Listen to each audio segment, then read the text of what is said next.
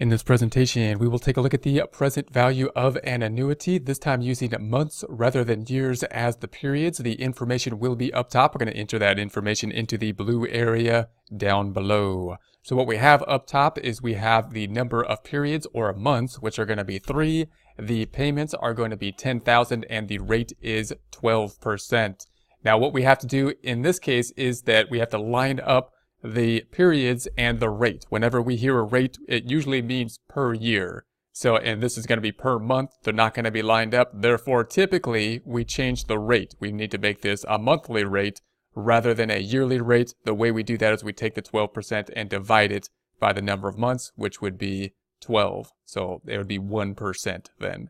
So that's what we have to do in order to line this up. Then we could take the number of payments and we could say that that's going to be 10,000, and we want to look up on our table then the rate, not 12% but 1%, and line that up with the number of periods in months, which will give us this 2.9410. So this is going to be 2.9410, and that's from the table, and that's going to give us our present value of the annuity. Present value of the annuity then being the 10,000 times the 2.941, or the 29,410. We can also do that within Excel. To do that, we can go up top to the formulas. We can go to the insert functions, and we want to look at the present value.